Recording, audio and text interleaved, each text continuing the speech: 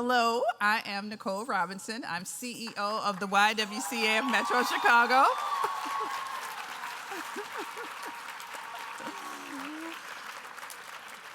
I'm more happy to be here than you are, even though your claps were really loud. I stand here today as a proud Southsider, Bronzeville. Yep, Southsiders, and a fierce advocate for community. So you can be certain that this bold mission to reckon with racism, economic, and gender justice is both my calling and my healing as a Black woman. I want to acknowledge my because of her too. She's in the room, my mom, Eulalia Robinson. She hates when I do this, but can you wave your hand or stand up, Mom? Okay, she won't do it. There we go, there we go. We gotta recognize our moms. You've already met my board, and Audrina was great. Can we give Audrina a round of applause? She's amazing. But I want to thank my board chair, Anna Mae Tralla, and our outgoing chair, Joyce Winnicky. Can you both stand? I'm so grateful to them both for trusting this organization, this mission, for the faith you have in me. Thank you. I also want to recognize a few other really important people. First, the amazingly talented and passionate YWCA team. Hold your applause. Two former powerhouse CEOs, Audrey Peoples and Dory McWhorter. Yep. And then all of our past Luncheon honorees and board emeritus. And I'm going to ask everybody to stand. Come on. If you're on the YWCA team, if you're a board member, board emeritus, everybody stand.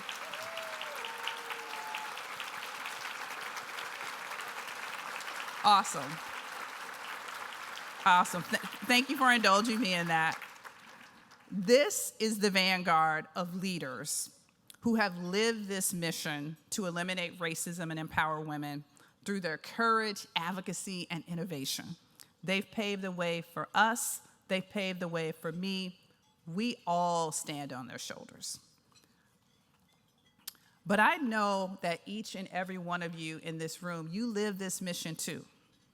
As corporate leaders, as foundation supporters, as community members, as individuals, it's part of who you are, which is why you're here today. With all my heart, I thank you too. Give yourself a round of applause.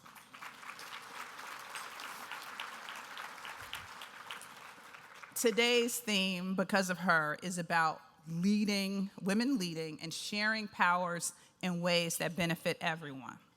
Now, this idea dates back over 50 years ago when nearly 3,000 women gathered in a space double the size of this room. So imagine that.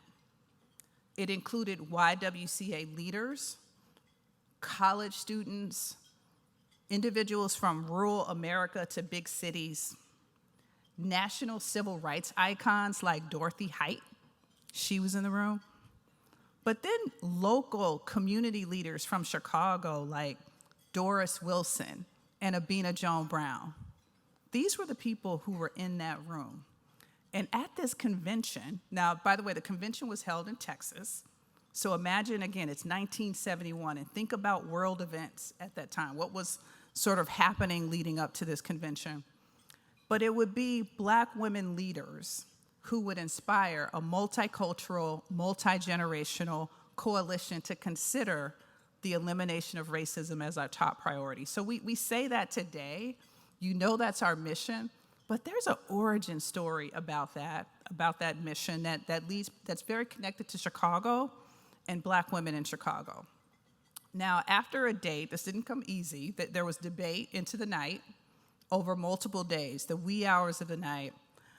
But after that, people would vote. There was a convention, and people would cast their votes for this idea that was called the one imperative. The idea that the elimination of racism needed to be the one imperative for the organization because we would never get to education equity, We would never get to health equity. We would never get economic equity. We wouldn't get any of those things until we dealt with that. So there was a room full of women in 1971 who had that idea. It gives me goosebumps just thinking about what that moment was like. Then and now, it's about this notion of sharing power, opportunity and influence, and how we do that to help the most marginalized families. We did a bit of that just last week, Election Day. We did our thing. We flexed our collective power and muscle at the polls. Gen Z, people of color, women, all of our male allies in the room, you all showed up and used your power. You confirmed a woman's right to choose in 5 states, including Kentucky. Yep. We retained many women in leadership and re-elected many others. And as late as last night, the first woman mayor was elected in Los Angeles, right? That's the latest news. But bringing us back to today. Today is about honoring women who have shared power and opportunity in Chicago, much like the women back in 1971. Our theme, because of her, because of them, our honorees have restored the joy and dignity that economic opportunity brings with meaningful jobs to the Chatham neighborhood on the south side of Chicago. Our honorees have shined a light on historically overlooked communities by telling stories centered on women and people of color. And they've really, saved lives by making equity a priority when it comes to health. Those are tremendous things. And today's honorees are now a part of this legacy. They are a part of the group. They are part of the vanguard of individuals who have prioritized equity, who have prioritized opportunity for others. You'll hear more from them in their remarks, but I'm excited about the people that we're honoring today. Over this past year, I've also spent a lot of time listening to the team, talking to people, going out into the community and hearing from people. And in those conversations, I've been reminded of how families continue to cope with the opportunity that's uneven and unequitable. The income gap is wide and the wealth gap is daunting as women and people of color are overrepresented in typically underpaid frontline jobs, some with the most important responsibility of teaching our children, caring for our elders, cleaning up our messes, and essentially making the world go round. That's what they do. And women, youth, as well as trans men and women are at greater risk of domestic and community-based violence, where they go missing, but we remain silent. They are further isolated, coping with unprecedented levels of stress, anxiety, and social pressure once reserved for adults. But we've made it our responsibility at the YWCA to expedite a recovery, an equitable recovery.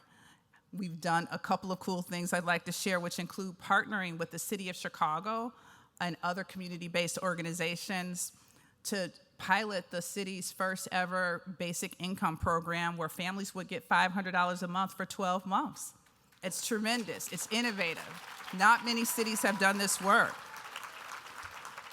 And I'm so excited to say it was done in an equitable way. 70% of the families, the recipients, were women of families of color.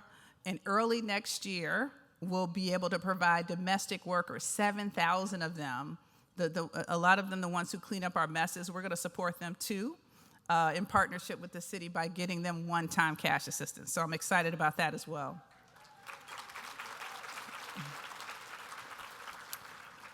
We also have a partnership with a national organization called 110. It was a national effort launched by corporate CEOs in the post-George Floyd moment where they wanted to hire 1 million Black people by the next decade. Their goal is to reimagine career opportunities, most notably by eliminating the need for college degrees in every role, normalizing the acceptance of certifications, making the workplace just feel more inclusive so that people belong, and really just bringing flexibility, which is ultimately something that everybody benefits from. When corporations change, when there are partners in that work, anything can happen. But there's more to do. The mission of the YWCA really responds to the collective challenges that our city faces, that our region faces, whether it's in Cook County, DuPage County, or Lake County. And we do that by building community resilience to heal from trauma, the kind of trauma that compromises well-being and belonging and our ability to act on opportunities. We unleash the potential in our youth, from early childhood to opportunity youth, and we build the economic resilience that communities need to thrive through jobs, through workforce training, through housing, through entrepreneurship. And finally, we grow our community of resilience by mobilizing people like you, the people in this room, across class, across political orientation, across neighborhood lines. We come together. And one of my favorite quotes is by author and feminist Bell Hooks, and she says that one of the most vital ways we sustain ourselves is by building communities of resistance and resilience, places where we know we are not alone. We're not alone. We're together in this. That much I know. These are the building blocks of community resilience, each and every one of you sitting in this room, much like the women who gathered at that convention in 1971. Ultimately, that's why I'm so deeply hopeful. Together, we're the investors in the programs and the instigators of the kind of good trouble that leads to an equitable future for us all. Thank you.